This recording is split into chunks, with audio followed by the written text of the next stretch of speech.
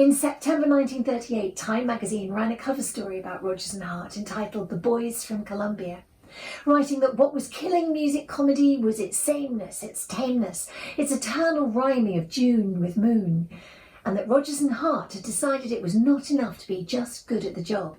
They had to be constantly different. Just talking musicals with you. Hello, my name is Lesley Knight and welcome to Just Talking Musicals. In the last episode, we were looking at the story behind Rodgers and Hart's 1940 musical Pal Joey and the fascinating lineup of talent involved behind the scenes and up on the stage. Based on John O'Hara's short stories from the New Yorker magazine about a heel who hung around small bars talking big, it was to be directed and produced by the veritable master of Broadway shows, George Abbott, with star of stage and screen Vivian Segal, one of Rodgers and Hart's Broadway favourites, playing the worldly wise female lead, Vera Simpson.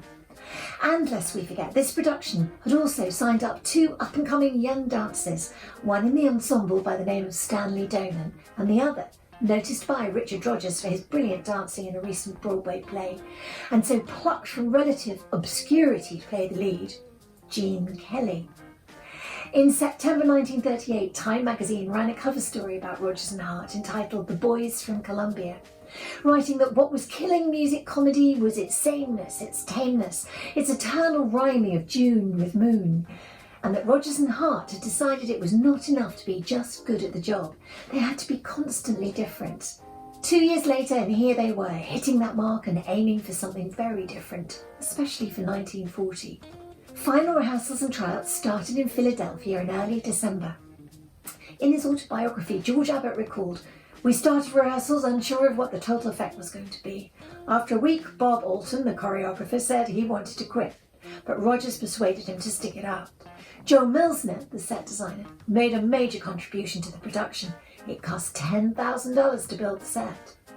By all accounts, rehearsals went on into the early hours of the morning, and the dress rehearsal was typically disastrous. But the Philadelphia opening at the Forest Theatre on the 16th December proved a success, and everyone breathed an immense sigh of relief as they set to work on tightening up some of the numbers prior to opening in New York.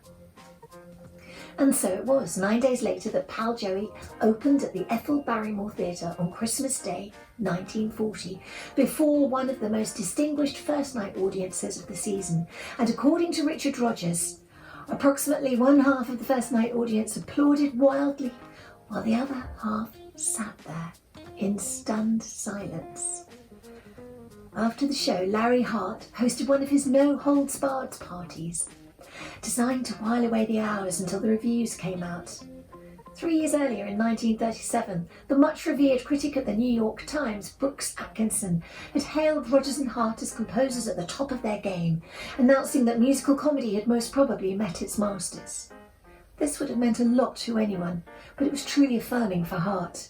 Here was true recognition by the respected critical press and one of its leading players, no less, Brooks Atkinson of the New York Times. But that night, it wasn't only the audience who divided into two camps, and it seems the critics were too, and the reviews were decidedly mixed. There was certainly nothing tepid about the reception Pal Joey got, and it was quite clear that people either loved it or hated it. Of the critics who liked it, their reviews were glowing.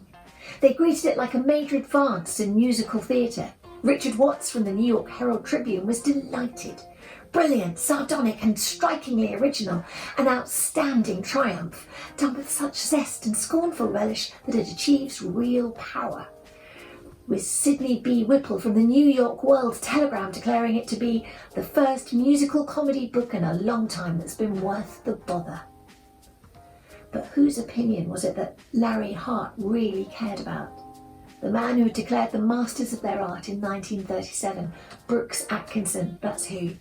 Hart felt sure that out of everyone, Atkinson knew where they were coming from, and his review in the New York Times ran like this. "If it is possible to make an entertaining musical comedy out of an odious story, Pal Joey is it. The situation is put tentatively here, because the ugly topic that is up for discussion stands between this theatregoer and real enjoyment of a well-staged show." And on he went. Pal Joey, which was put on at the Ethel Barrymore last evening, offers everything but a good time. Finally hammering the nail in the coffin with what has become one of the most infamous one-liner reviews of all time. Although Pal Joey is expertly done, can you draw sweet water from a foul well? Theatre legend goes that Lawrence Hart had this review read to him over the phone by a friend, reading from a tear sheet at the New York Times so he could hear it first. It must have been a complete kick in the guts to him. They say that Gene Kelly was with him as he heard the news, with Larry holding the phone and repeating incredulously, "What?" And with that, he broke down and sobbed. In the words of Gene Kelly, he wanted Atkinson to say this show was a milestone. In his autobiography in 1963, George Abbott made a very interesting point about Brooks Atkinson's review of their show. When the show opened in New York, it had a mixed reception. Some hailed it as the best show they had ever seen in their lives. Others hated it. Brooks Atkinson, certainly one of our best critics, was shocked by it. But here is an example of the fallibility of criticism. 10 years later, when Pal Joey was revived, Atkinson thought it was perfectly charming. It didn't shock him at all. Did he see it on an off night the first time, or did he just grow up to it in 10 years? And let's face it, I've been thinking about it. Pal Joey was fairly revolutionary, but it offered no one an easy ride. The leading man was a complete lowlife, the characters were edgy, and the heart of the story is about a bum who tries to turn a quick buck at the expense of all those around him. And whether you love or loathe the storyline, Rodgers and Hart created the perfect setting for O'Hara's stories. After all, this wasn't your typical happy ever after ending. In later years, Richard Rodgers tried to explain how they went about crafting their songs. Larry knew a great deal about rhyming, about versification, and I thought he was wonderful. He felt that lyric writers didn't go far enough, had no point, didn't have enough wit, they were too cautious, and he felt that the boundaries could be pushed out a good deal. Throughout our score for Pal Joey, Larry and I were scrupulous in making every song adhere to the hard-edged nature of the story. For instance, in the song I Could Write a Book is perfectly straightforward and sincere.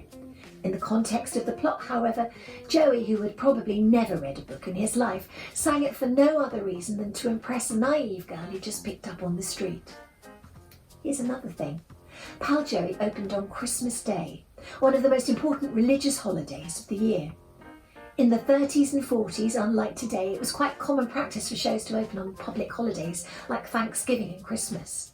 In a time when holidays were a rare treat, these were prime times for producers to get a good audience in. And perhaps part of the reason some people just couldn't stomach the cynical, hard-bitten, racy story was simply because it wasn't what they were expecting to see on Christmas night. Despite the mixed reviews, Pal Joey was most definitely a success.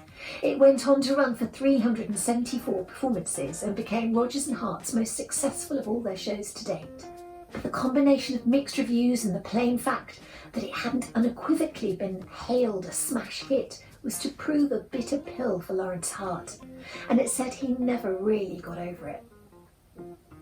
Coming up in the next episode, we find out if the Pal Joey rainbow really was hiding the shiny gold pot of success that Larry Hart longed for, and how one of its songs in particular will always keep fans happy. I'm Lesley Ann Knight. Behind the camera is the wonder that is the show's producer and director, Katie Ridout. Hello. You can find Just Talking Musicals on Facebook, and we're lurking on Twitter as well under the name of @KnightandRidout. And don't forget to press subscribe for each new episode alert to bag the best front row seats in town. See you soon. Just talking musicals, musicals with you. That is recording. Take one. Yep.